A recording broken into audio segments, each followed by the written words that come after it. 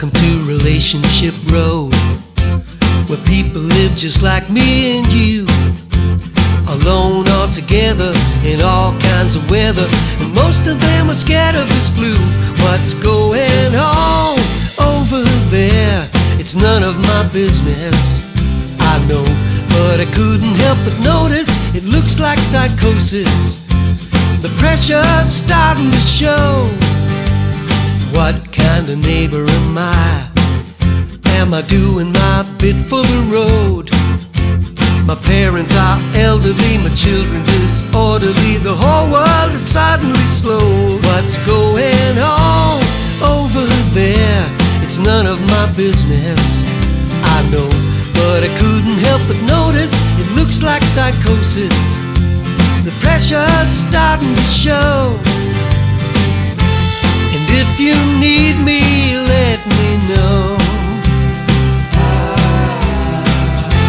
and I will be the first to show.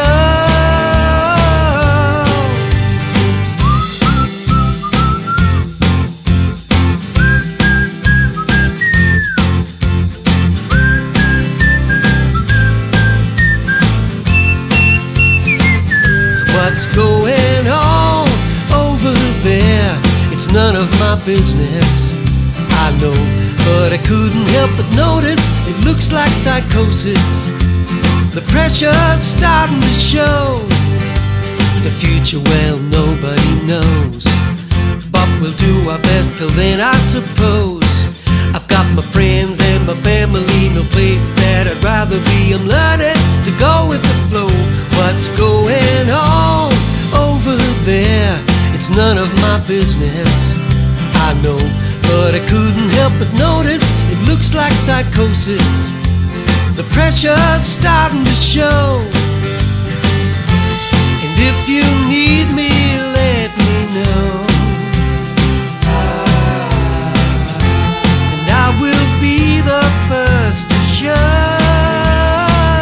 What's going on over there? It's none of my business, I know, but I couldn't help but notice it looks like psychosis. Life on Relationship Road. What's going on over there? It's none of my business, I know, but I couldn't help but notice looks like psychosis. We live on Relationship Road.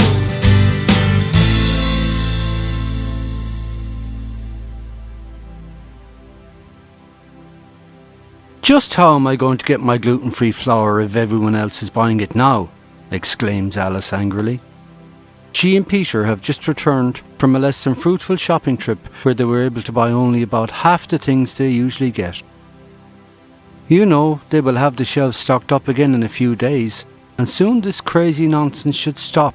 There won't be room in anyone's house for any more food, replies Peter. Peter knows that trying to placate Alice is futile, so he lets her rant on a bit, while he makes them both a nice cup of tea. A cup of tea and a biscuit helps deal with so many situations, Peter thinks. Alice and Peter live in Relationship Road, and they were one of the first residents there. They know a good number of people in the road, but not everyone, as over the past few years there has been quite a few newcomers, mostly younger families. There are also single people on the road, Alice thinks, as 8 flats have recently been built at the other end of the road, and they look as though they were designed for single young people. A new family has also moved into number 8. Alice saw the moving lorry arrive, and later she saw 2 children in the garden. That was about a month ago, before this wretched COVID-19 arrived. Jerry and Shona have just moved into Relationship Road because it's nearer to Jerry's work, and it's a good time for the children to start a new school. Rachel is 6 and Bridget is almost 5.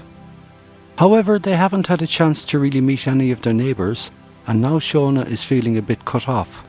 She feels it quite intensely at the moment, and this new social isolation is just making it even harder. As a family, they are all trying to make the best of things, and fortunately Jerry is still working. The children are off school because of the virus, but Shona understands the importance of routine and structure, so she has downloaded ideas off the internet and printed pictures for the girls to colour. When the weather is fine, they all go out for a walk, and when it isn't, she plays games with them and tries to make learning fun. She doesn't want them falling behind with their education just because of the virus.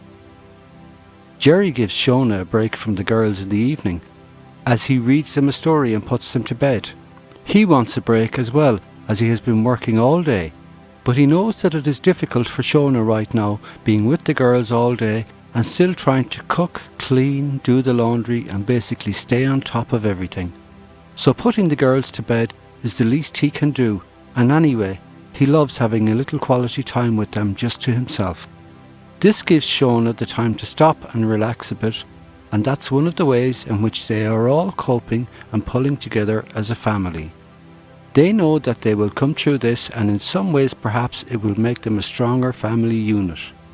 However, the hardest part for Shona is not the children and all of the household chores, but her next door neighbours. "Jerry, you wouldn't believe what went on earlier today next door," she says when the girls are in bed. "What do you mean?" asks Jerry.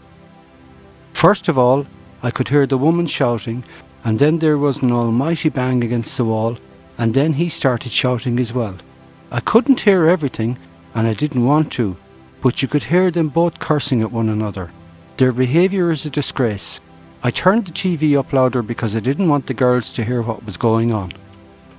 Maybe that's why the last people wanted to move.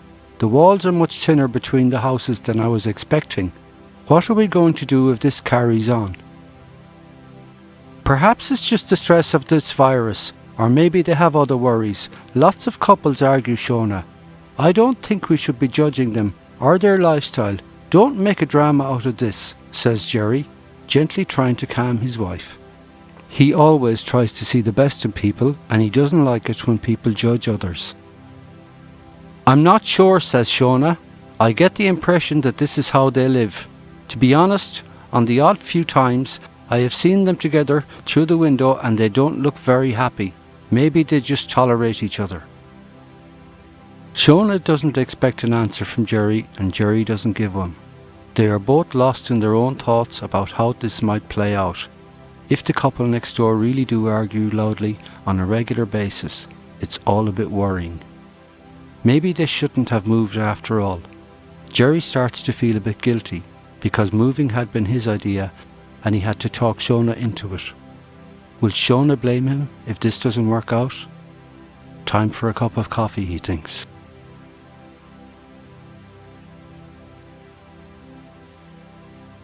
If you have something you would like to share or a concern you would like addressed, please send it in and we will try and incorporate it into the future storylines. Tune in again for the next episode of Relationship Road.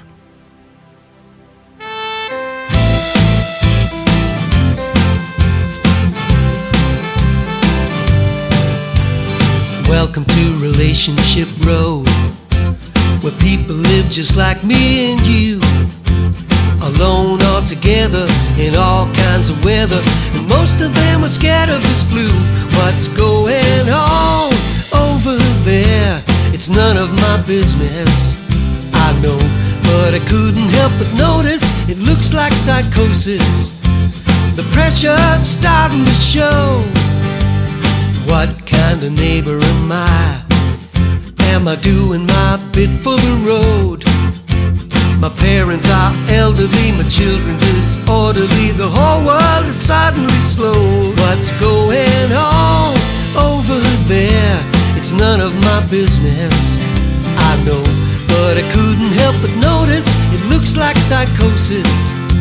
The pressure's starting to show. And if you need me, let me know, and I will be the first to show.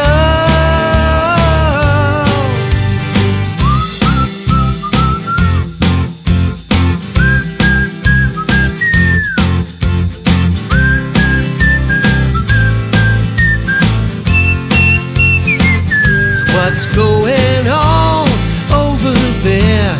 It's none of my business, I know, but I couldn't help but notice it looks like psychosis. The pressure's starting to show.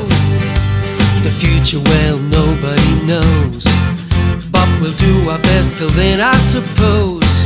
I've got my friends and my family, no place that I'd rather be. I'm learning to go with the flow. What's going on over there? It's none of my business, I know, but I couldn't help but notice it looks like psychosis. The pressure's starting to show. And if you need me, let me know, and I will be the first to show. What's going on over there? It's none of my business, I know, but I couldn't help but notice it looks like psychosis. Life on relationship road. What's going on over there? It's none of my business, I know, but I couldn't help but notice looks like psychosis. We live on relationship road.